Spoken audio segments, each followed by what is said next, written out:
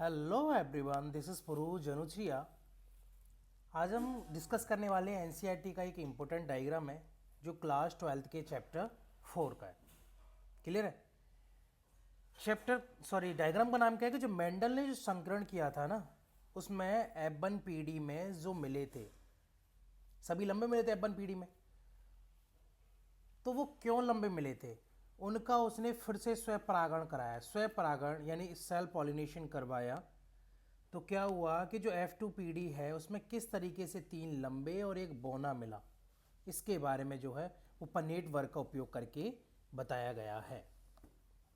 Clear? तो चलिए diagram समझते हैं। इसके बारे में हमने कल बात कर ली थी, ये जस्ट डायग्राम था। इसके बारे में हुआ कैसे है इसके बारे में हमने देखा था, एक बार फिर से देख लेते हैं वही डिटेल में। जब सबसे पहले क्या किया, मेंडल ने एक लंबा प्लांट लिया था जिसका जीनोटाइप था कैपिटल टी स्मॉल टी, और एक उसने लिया था बोना, उसका क्या था, स्मॉल टी। ये शुद्ध थे, ये प्योर थे, इनमें कोई भी गड़बड़ी नहीं थी। क्या हुआ, जैसे ही कैपिटल टी का क्रॉस करवाया स्मॉल टी से, तो पॉसिबिलिटीज कितनी बनती हैं?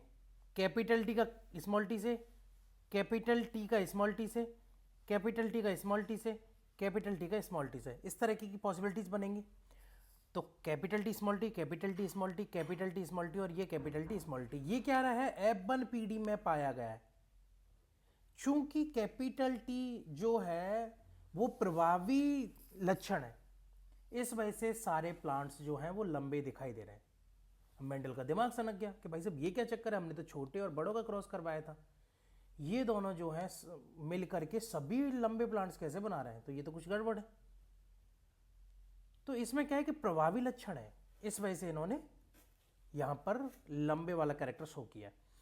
अभी फिर इन्होंने क्या किया, सेल्फ पॉलिनेशन करवाया, स्वयं परागण करवाया। किसके बीच में?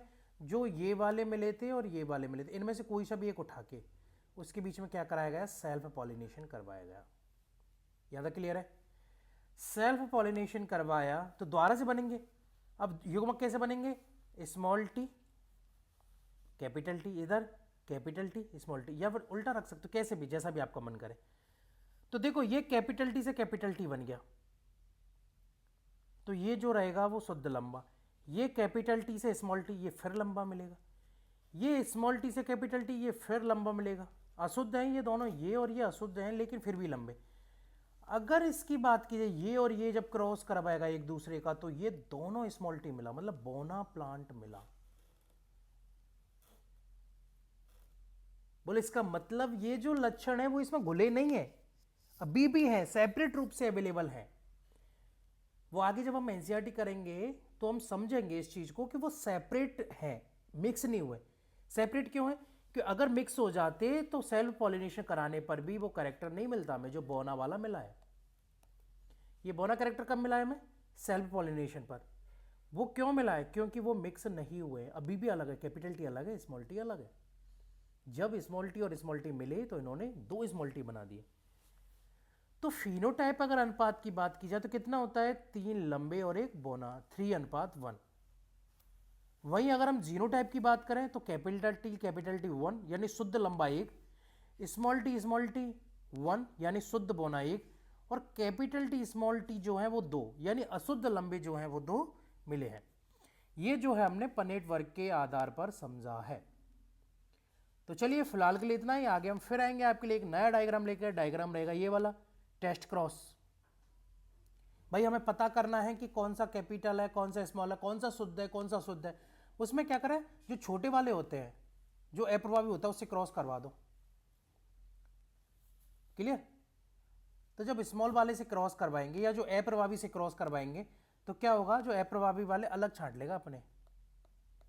यानी देखो ये चारों क्या है, लंबे है, या सॉरी बैंगनी है, ये अशुद्ध है। ये इसका जैसे छोटे वाले से क्रॉस करवाएंगे तो ये खींच लेगा इसमें से